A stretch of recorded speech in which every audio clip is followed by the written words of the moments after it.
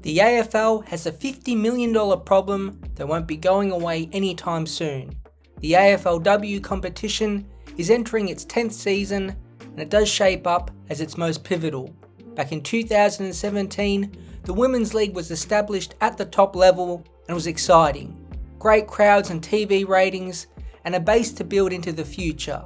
But fast forward a decade, and the league is down across all metrics and now losing lots of money. So how did we get to this place after such a successful start, and what can be done to save the competition thriving once again? It was the Age's Caroline Wilson that revealed the concerns from the AFL. The AFLW was a large discussion point raised by Andrew Dillon in a meeting with the 18 club chiefs. The presentation did not paint a pretty picture. Not only did Dillon reveal the AFLW was losing $50 million annually, costing $100 million to run, with $50 million from that made back, but the future expected losses. If by 2031-32 the competition is expanded, which is wanted by the players, meaning every team plays each other at least once, a detailed review showed that the losses would come at $200 million annually, 4 times what it is now. There is no way that can happen. For context, despite the $50 million loss per year from the women's competition, the AFL still recorded a $40 million profit in 2024. Now the money is the start and end point, but the details show how bad things have become. From the 2017 season, TV ratings are down 70% and crowd numbers are down 60%. It is a horrific drop off in just 9 years. But in hindsight, it is no big surprise. Clearly the number one thing the AFLW did wrong was expand way too quickly. In 2017, that initial season, 8 teams were in the league, and it was a short and sharp season to give AFL fans a quick fix after the men's season was completed. But by 2020, when COVID hit, a further 6 teams were added, and by the start of 2022, the final 4 AFL clubs were added to the competition to get it up to 18. In just 5 years, the comp added 10 more teams, meaning 300 to 400 more players were needed, and obviously raising the cost of running the competition. It was an expansion that was questioned at the time, and now looks disastrous. It absolutely hurt the product.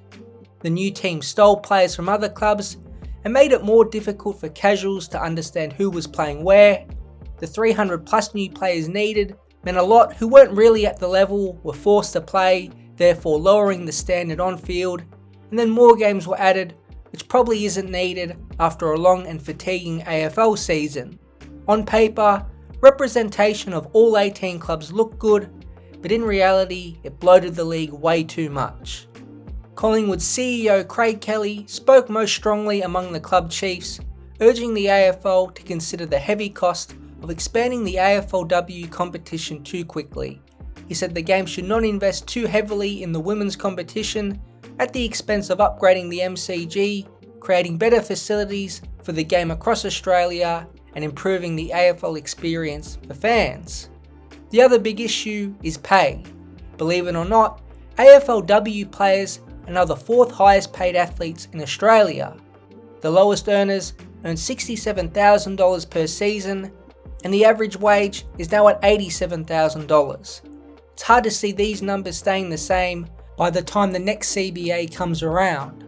The numbers and money brought in simply can't support these wages, and despite being paid for full-time roles, the support staff and coaches around the players is also limited. All of it just doesn't add up. If Tasmania enters the AFL, it is now expected an AFLW team will not accompany them because of these growing concerns. But identifying the issues with the league is the easy part. Finding solutions to a competition that is losing $50 million a year and down 70% on TV ratings is not so easy. So what are the things the AFL can control to make the product better?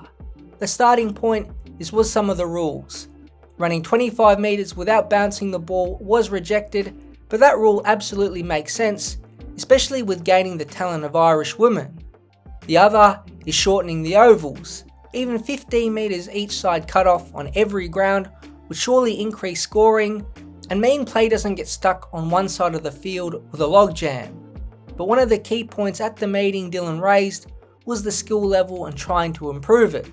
Again, this is hard with such an influx of players in the past few years due to expansion and not something that can be altered overnight. Another solution to the money side of things is private ownership. Although private ownership for AFLW teams looks unlikely, AFL bosses concluded to the clubs on the Gold Coast that historically the most successful women's sporting clubs began as independent products not affiliated to traditional men's sport. The annual timing of the women's fixture remains a topic of ongoing debate for the competition, along with the choice of grand final venue and representative games. Private ownership would complicate things, especially with the connections between the men's program, but if things ever get so bad where the AFL simply can't afford to run and fund the clubs, there might be some interest. But it would be the last thing the AFL would turn to, and even then, they might just collapse the competition. Perhaps the perfect solution is out of their control and they know it. Sure, the skill could improve and scoring could go up, but there needs to be a marquee reason to tune in. Over in the WNBA, that is Caitlin Clark. She's one of the greatest college players in history, goes pick 1 to the WNBA, and wins Rookie of the Year in style with 3-point shot after 3-point shot and turns into must-watch television. We just don't have that megastar in the women's yet. Sure, Taylor Harris, Darcy Vescio, Erin Phillips, and Daisy Pearce have been prominent faces of the league over time, but the ratings point towards none of them being able to captivate the entire country. It's about more than being a great athlete. There's personality, being unique, and having rivalries across the league. The keynote speaker at the 2-day talks was Michael Miller, the executive chairman of News Australia and a director of Foxtel. Miller spoke extensively about driving audiences and highlighted fan phenomena ranging from Taylor Swift to the Formula One documentary series Drive to Survive. This is what the Women's League needs, a fan phenomenon or two that can boost the ratings for everyone else, just like Caitlin Clark has done for the WNBA. Hopefully for the AFLW and its survival, they can capture a player over these next crucial years that can truly be the face of the league. In the meantime, there is clear panic and concern at AFL House that the competition is slowly falling away, yet the cost of running the games is only going up. By the time the next CBA comes around in 2028, we will all know a lot about the direction the women's competition is heading in.